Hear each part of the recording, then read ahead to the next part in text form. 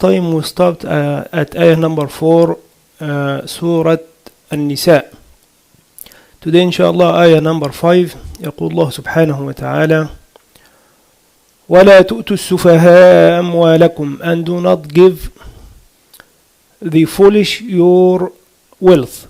التي جعل الله لكم قياما, that the one Allah made you taking care of it.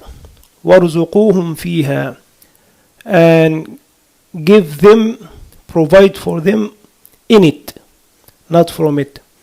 واكسوهم, and clothe them, give them clothing. وقولوا لهم قولا معروف, and say to them a good saying. So we have some points in this ayah. Who is as-safih? As-safih in Arabic is the one who is his mind is not sound. He acts against the wisdom. The one who, and in this ayah it means the one who doesn't know how to spend his money in the right way. Qiyaman is the person who is taking care of those who are under him. Who are Allah subhanahu wa ta'ala is talking in this ayah to who? Is he talking to those who are taking care of the orphans, or is he talking to the parents, or he is talking to the people who have the money in general, who spend on other people, whether he is a father or one of the rulers of the country, or a mayor, or whatever. The scholars, they say it's basically this ayat talks about, some of them they are split. Some of them they say basically it talks about those who are taking care of the orphans, and Allah subhanahu wa ta'ala, he said your money, and he's talking to the guardians of those orphans, as and he made the money the money of the guardians. It's not the money of the guardians. This is a figure of speech. It means you need to act in this money as if it is your own money. So you should take care of it the right way. The correct opinion on this command from Allah subhanahu wa ta'ala to those who take care of the orphans, for the parents, for every one of the Muslim ummah, when you have money, and when you are spent on those who are young, or those who don't know how to spend the money in the wise way, in the right way, then the command is for all the parents. Why? Because Allah subhanahu wa ta'ala, he gave this money, and he said in a different ayah, وآتوهم من مال الله الذي آتاكم, and give them from the money of Allah, the wealth of Allah that he provided for you. And also they say there is a point in this command from Allah subhanahu wa ta'ala, that the money of the Muslim, of all the people who are taking care of those who are under them, though it's their own entity, but still you cannot give a money to a foolish young boy or a young girl, and they don't know how to spend the money. Maybe they go buy something and it is harmful to them, or they buy something and it is harmful for other people in the community. So in order to make the whole society benefit from that money, we make sure the parents or the guardians of the orphan, this is like a special meaning of we are talking about the orphans in this surah.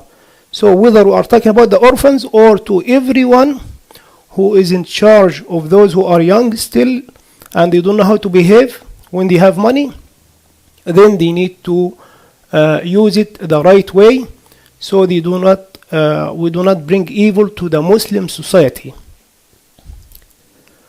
And Allah subhanahu wa ta'ala, he said in this ayah, وَارْزُقُوهُمْ فِيهَا, Allah subhanahu wa ta'ala, he said, and provide for them, for those who are under your guardianship, in it. He did not say from it. Means the scholars, they say, when you provide for those who are under you in the money, means like you need to increase the money. Do not just set the money aside and then you take from the money slowly and you give to the orphans or to your kids, and then you do not grow the money. This way nobody is benefiting from the money, and this is like harmful for the orphans or for your own kids. So this means you have to grow the money so the money does not finish, because you have to pay zakah every year. If you keep spending on them from the money and you give zakah, maybe 10 years from now or 6 years, the money will be finished. So you need to find a way to increase the money. وَقُولُوا لَهُمْ قَوْلًا مَعْرُوفًا. And Allah subhanahu wa ta'ala, He finished the ayah, say to them a good saying. Why? Because usually it's very hard on the soul, on the person who is given the money. It's very hard to take out the money from our pocket and give it to those who are in need, or to the orphans. So Allah subhanahu wa ta'ala, He saying, when you give to them, do not show to them that you are doing a favor to them. Just say to them a good saying. Maybe when you grow up, you say to them, when you grow up, I'll give you your entire money. I'm just taking care of your money, growing your money for you. Whether he's an orphan or your own child, whatever it is.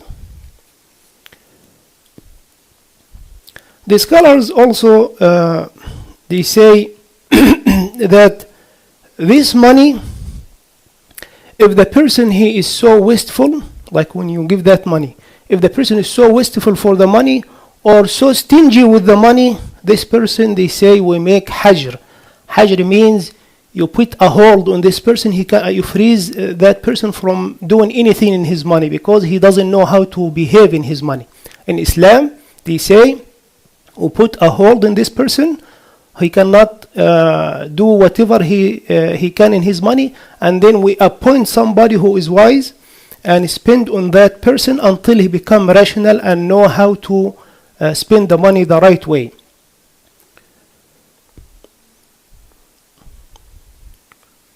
Some of these scholars, they say it's better for the Muslim to take care of himself and spend on himself and his family, because otherwise he's going to be going asking the people for money, and this is wrong. Sufyan al-Thawri, he said, if I don't have this, he has some business. He said, if I don't have this business, the Abbasid family, they will make me like a handkerchief. They will use me whatever they want. Because of this money, I keep my religion and myself in a good shape away from them. So I'm independent person. I don't listen to whatever they say to me.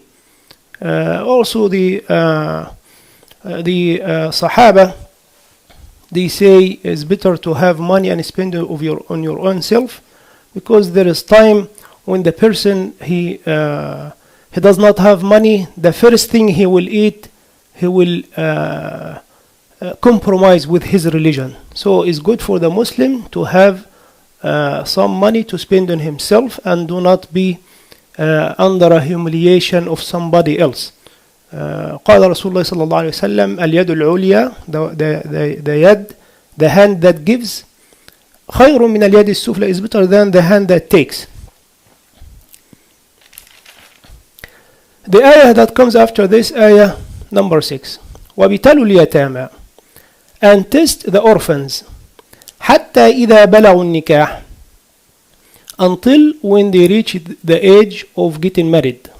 This means the age of puberty. فَإِنْ آنَسْتُمْ مِنْهُمْ رُشْدًا, and when you feel rationality from them. Like آنَسْتُمْ here means like when you see they are rational when it comes to dealing with money.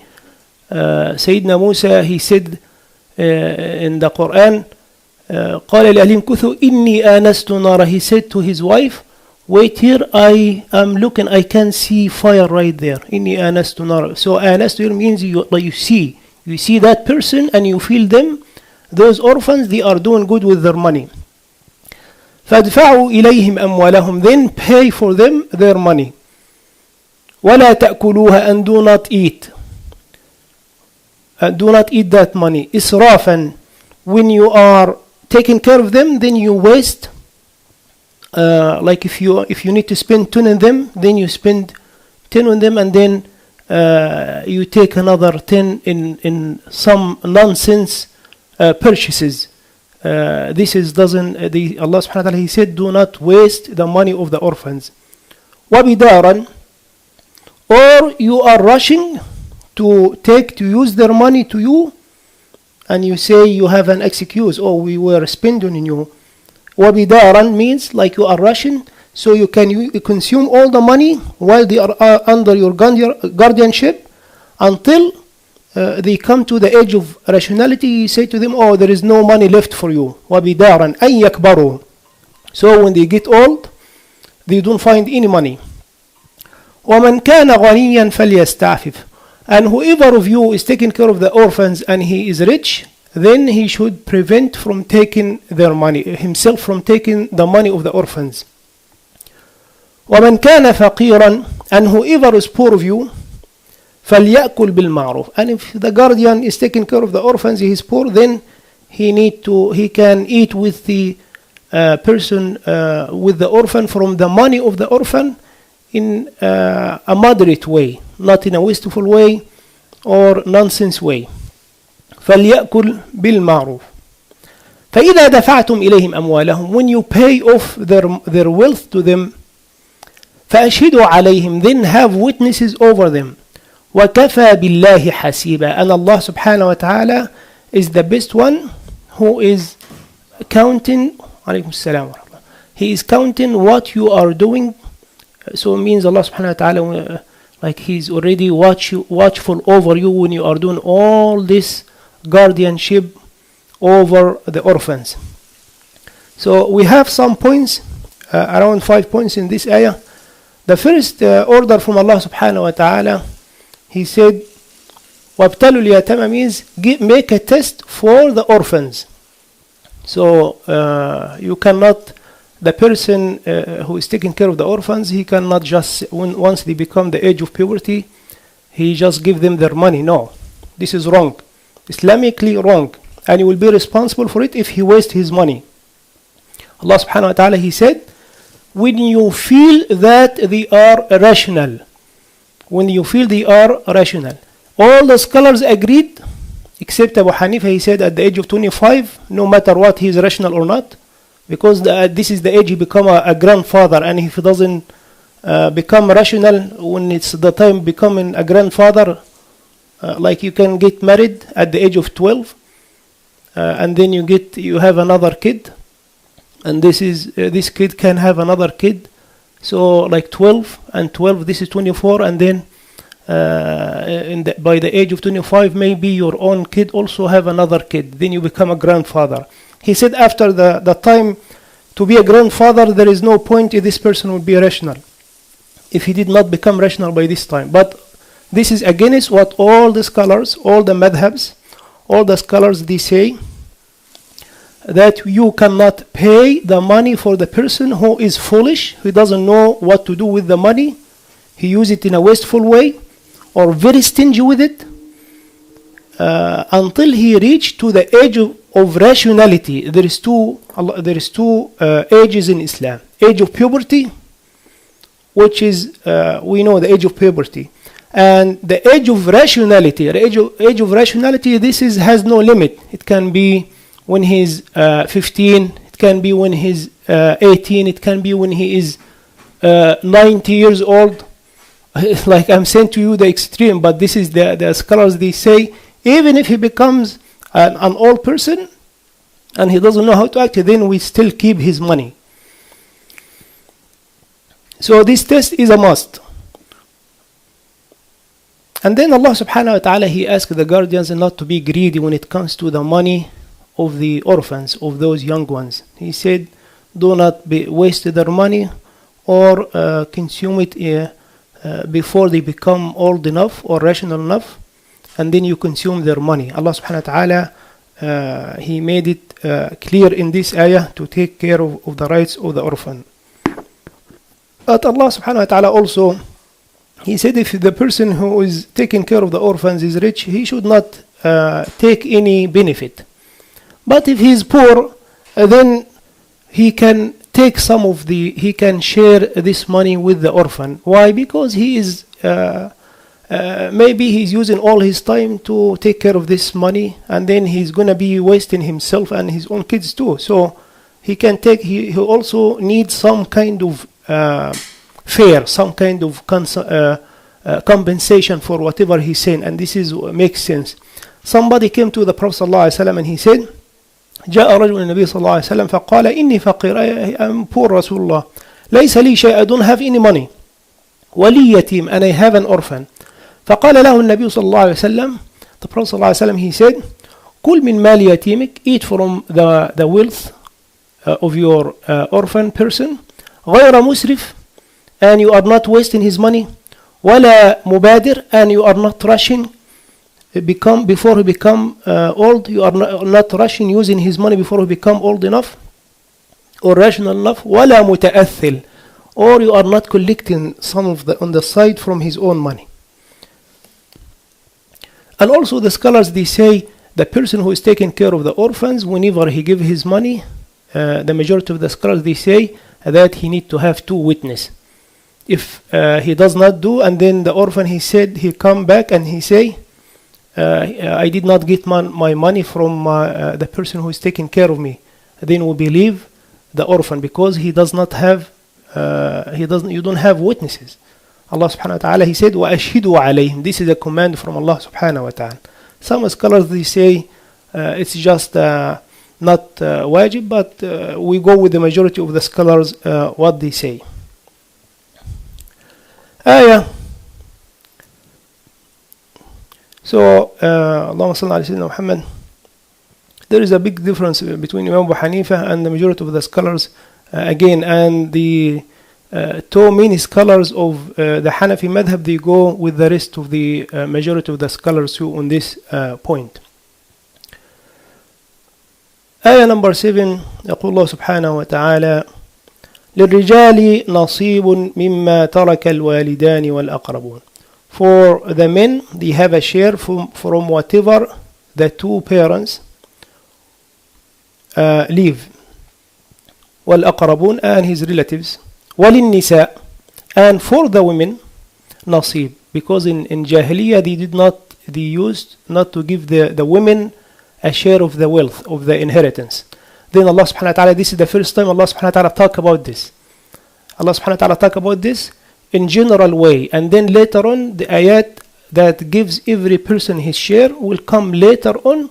So this is a gradual way of dividing the inheritance between the people, everybody in Islam. وَلِلنِّسَاءِ نَصِيب, and for the women also a share. مِمَّا تَرَكَ الْوَالِدَانِ, from whatever the parents left. وَالْأَقْرَبُونَ, and the relatives. مِمَّا قَلَّ مِنْهُ, and then Allah subhanahu wa ta'ala confirming that men and women, especially women, مِمَّا قَلَّ مِنْهُ, from whatever, even if it is little, أو كثر, or a big amount. نصيبا مفروضا, and then Allah subhanahu wa ta'ala again, he confirmed this again. He said it is a nasib, a share, mafrood, it is a must. Imam Qurtubi, he said this ayah came down after Aus ibn Thabit al-Ansari, he died, and then he left a woman. This woman, she has 3 kids. This woman, her name is Kajja, and she has 3 daughters.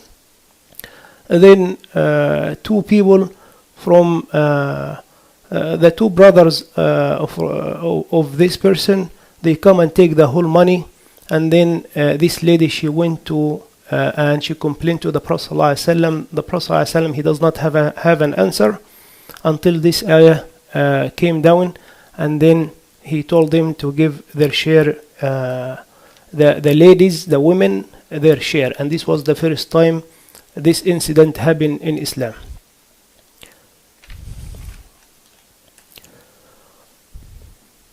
So the Prophet ﷺ, he told them leave until Allah subhanahu wa ta'ala, he sent down the ayah.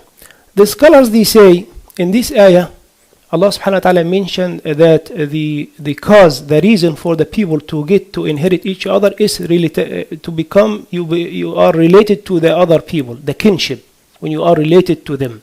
This is number one. And also Allah subhanahu wa ta'ala did not mention any details, because usually such kind of things, it's a big change for Jahiliyyah people, and then it will do it gradually, exactly like he did when Allah subhanahu wa ta'ala, he made the wine is haram, like he make it gradually, so it becomes easy for them. Al-Mu'tadid, he asked Abu Hazim al-Qadi. Abu Hazim, he's a very pious person, about this, about those people who die and they do not have anyone from the father or a mother or a son or a daughter, like basically anyone that does not have a share. Like Allah subhanahu wa ta'ala mentioned some people, they should have a share. He said, like for example, your mother's sister, what happened? She does not have a share in this. Or the daughters of the person who died, like they do not have a share. Like after three, like your own daughter, she have a share, but her own daughter, the kids of her own daughter, like if they are girls, what happened to them? So usually a'mam, we call a'mam and ammat and khalat. Those ones, they do not have a share in Islam. What happened to them? So Abu Hazim, he said that these, the ones, the closest one of them to the person who died, these ones, they take the whole inheritance if they are alone. If they are alone, there is no father, there is no son, there is no daughter. They inherit it. And also, if there is a father, like we try the matter of inheritance is very complicated. We try to make it simple. We give just an example so that people understand what I'm talking about. If there is a son and a daughter and a father and a mother, for example, the father, he takes 1/6 of the inheritance. The mother, she take the same. Then the rest for the kids. For the boy, he take twice the same size of the two girls. If there is no son, then the father, he take one, and there is one girl, the father still take 1/6, the mother still take 1/6, and the daughter, she take 1/2, and the rest will become for the father again. So the father, he inherit by two ways. He has a share, and then whatever is left, then he take it, because he is, they call him asaba, like from the person, from the parents, the parents of the person who died. Inshallah, we'll try to make this one very simplified by giving more examples next time, inshallah. Ayah number 8. وَإِذَا حَضَرَ الْقِسْمَةِ أُولُو الْقُرْبَى. If those who are relative to the person who died, أُولُو الْقُرْبَى وَالْيَتَامَى, and the orphans, وَالْمَسَاكِينَ, and the needed, the people who are needy, فَارْزُقُوهُم مِّنْهُ, then give them some share of it. وَقُولُوا لَهُمْ قَوْلًا مَعْرُوفًا, and say to them a good saying. This ayah, the order from Allah subhanahu wa ta'ala, as we said, give them, is it a must or like sunnah? The Imam Qurtubi, he said this is sunnah, like kind of sunnah, not a full sunnah. It's like recommended, because the son of Abdul Rahman ibn Abi Bakr, Sayyidina Abu Bakr, his son Abdul Rahman, and his own son, once Abdullah, once his father died, then he gave the inheritance to the relatives, and then those people, the orphans and the needy people in the house, they were there in the house, then he gave them some of it. And Lady Aisha was there and she was watching what happened. So Imam Qurtubi, he said, again, this is not a must, but it is recommended to give those people, the needy people, they do not belong to the person who died. It's very strange. But still Allah subhanahu wa ta'ala, He gave this order. Is this order cancelled by the next ayat? Imam Qurtubi, he said it's not cancelled, but it's not a must to give them. But if they are there, and they know that now you guys dividing the inheritance, he said make them feel good and you give them some of it. Like we are talking about the relatives who do not have a share again, like your khala, your amma. They know, he said, like make them feel good by giving some of it. If there are some orphans, neighbors, and they know that you are dividing, also give them some of it. But you don't have to, but it is just recommended. This is ayah number 8, and may Allah subhanahu wa ta'ala make it easy for us to continue on and finish the whole inheritance subject next time, inshallah. And may Allah subhanahu wa ta'ala make the Qur'an ربيع قلوبنا وشفاء صدورنا وشفاء لنا من كل داء وغم وهم يا رب العالمين. صلى الله وسلم وبارك على سيدنا محمد.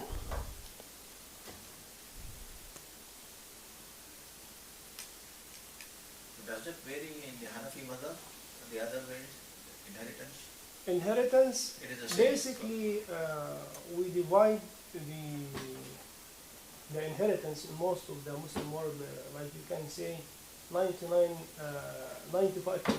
We divide according to the Hanafi madhab, Hanafi and Hanbali madhab, because it makes more sense, and this is what most of the Sahaba they agreed on, because there is some difference of opinion between the scholars. Like for example, Imam,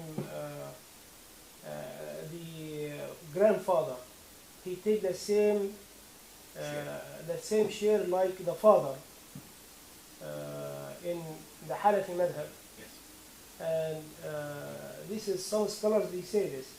Some of them say Zayd ibn Thabit, but Abu Yusuf and Muhammad bin Hassan, they are also two big scholars in the Hanafi madhab. And the fatwa in the Hanafi madhab on, when it comes to inheritance, on their opinion, especially Abu Yusuf, because he used to be a judge. He used to be a judge there. That's why they say, because he practiced and he got a lot of issues on this, and then we take his opinion, and it's easier for the people. Like it's more beneficial for the people when it comes to dividing the inheritance.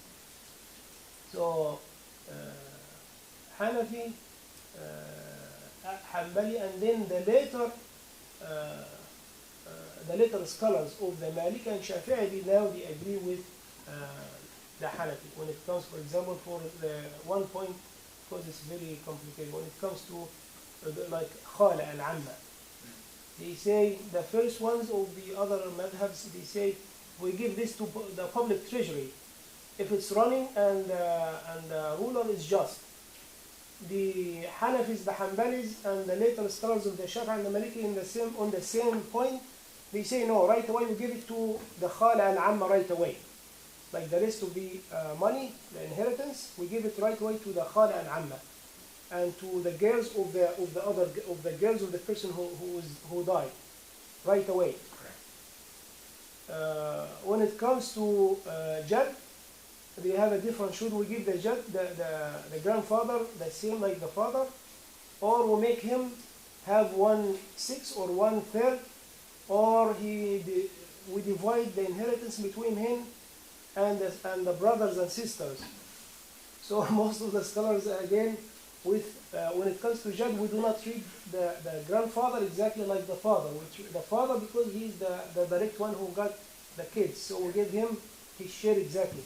But if there is some brothers and sisters and there is a grandfather, and then he take what is best for him, not exactly like the father, but what is best, either 1/3 of the inheritance or 1/6, or we consider him like one of the males of the brothers and sisters, and we give him exactly like them. Whatever is better for him, we give to him. Whatever, like, give him more share.